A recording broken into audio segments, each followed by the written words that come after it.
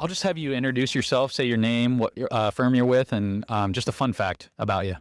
Okay. My name is Kevin Walsh. I'm with BBS Architects. I'm an architect and an ALEP. And fun fact, I love to run. Oh, I yes, guess yes. keeps me sane. Yeah, So yeah. Do you prefer to run on a track or absolutely not. Yeah, no? See, Okay. we can Yeah. apply this to what we're talking about, Yeah, right? yeah, I'd absolutely. rather kind of, let it unfurl, right? I love it. I Yeah. love it. Yeah. I wouldn't say I'm an avid runner, but I do enjoy it. And I'm the same way. Like, I'm just going to go find a trail, maybe even run off trail. I like to see something different Just every get out in the time. Yeah. woods. Just get out in the woods. Yeah. Hmm. I love it.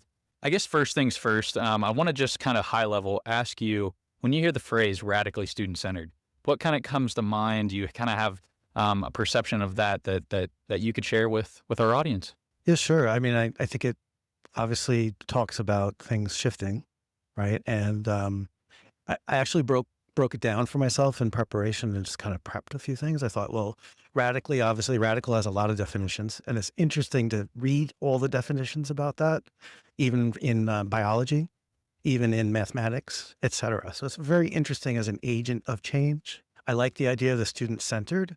I think that applies even more to maybe the little more distant past of the kind of the interaction with old buildings and old ways of doing things. And I think we're progressing. And I would say it's kind of cool, but it's probably not centered at all, right? In Yeah. a way, but it's the idea of what is the motivation and why. Because I really think the definition of student keeps changing too, through the activity of learning and where the teaching is actually coming from, which I think is students as well. Sure. Right. Yeah. So in that sense, I think it's a nice spin of things, and understanding it as a call to action for change, and reconsideration of known things. Yeah, yeah, and that's why we're here to continue that. So I guess I'll kind of go into this question here because I want to kind of hear about how this applies to your work. So we spun the wheel.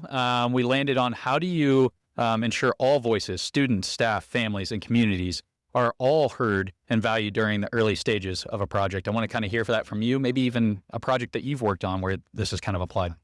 Yeah, this is actually absolutely something we try to keep continuing to do and keep implementing into the culture of our work, which then, of course, we have to link with the culture of the client and the culture of the community.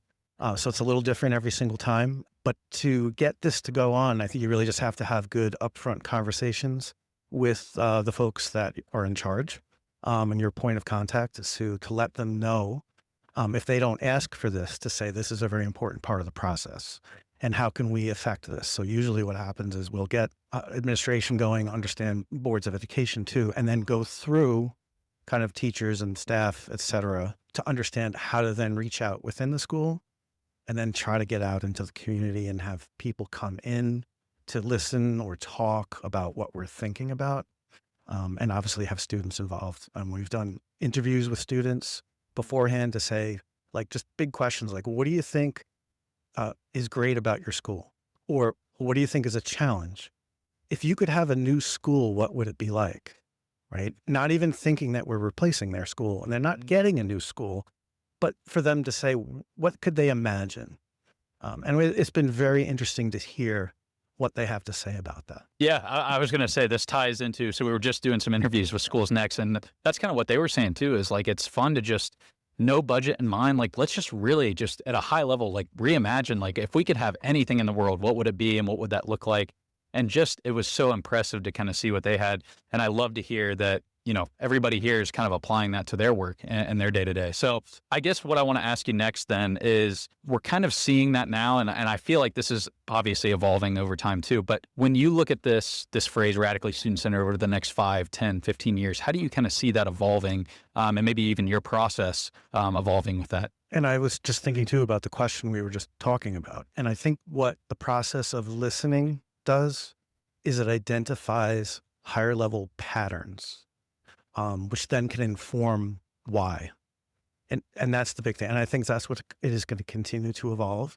And as the voices are all different people, including younger stakeholders, as they're going through, and we keep talking about all these influences like AI and generations, everything you can think about, well, it's going to come through from them directly, right? So I think anything indirect is less useful.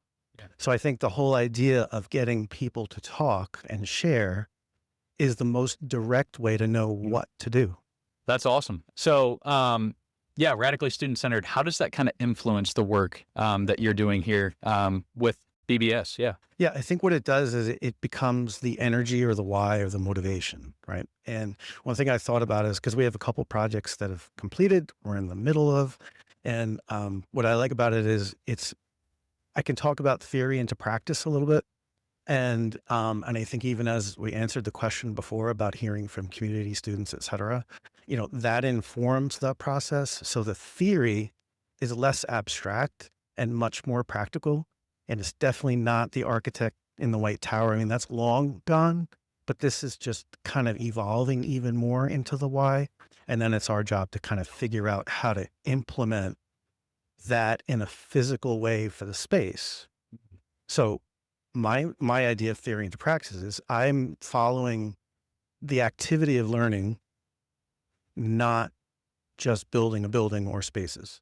So by following the activity, which I think is kind of the root of the idea of radically student-centered, right? Because it's what is the motivation and what are we following, right? And I think that that's what that is. It's less predetermined for sure, but then you discover more. And then you're able to customize that and tailor that to the people you're talking with. Yeah. And that becomes the best part of the whole thing because you actually don't know what the result is going to be until it's done. And then even then you want to make sure that it's as adaptable as possible and as empirical as possible, uncluttered and less predetermined, yet not chaotic, right? Sure. Yeah, So absolutely. everything has to have intention. Yeah. So I'm kind of curious because you've mentioned a lot about like communities and getting them involved. I want to kind of hear like, do you guys kind of focus in on like a specific area or like as you kind of interject with other communities, do you kind of see different ways where you have to have those, navigate those conversations to kind of get in their perspectives? Well, I think, and like with anybody, every person's a little different. So you could imagine dealing with different communities and all the people in the communities and all the factions of the people in the different, right? So yeah, I just have to kind of make the opportunity for them as broad as possible and try to allow them to come as they would like to come and communicate as they'd like to communicate. So, forums aren't always the best thing in public. So questionnaires are always good. People just dropping notes in a note box that's anonymous. You really get how they truly feel about it. And you get really useful data from that, as well as the conversation in the moment and a little less informal presentation of thoughts or ideas. And I think it allows people the space to really express what they want to express. Exactly. Yeah. I mean, I've dealt with that too. Like when you kind of, like you said, like when it's in a public setting, you're kind of worried about like what others are going to be thinking, how, what opinions different there. I love the fact that you're talking about doing things that are kind of more offline to give them that space to kind of talk about what they're thinking. So I guess, is there anything else, Kevin, that I missed that you wanted to touch on? Well, here? I would just add to where we just were, Yeah. because then I think the process of offline, as you said, right, it's critical to still bring it back to a public moment where people can talk about it. So you have the dynamics of committees, et cetera, and we can do exercises and we can kind of, do these simulations of what do you think and what would you do?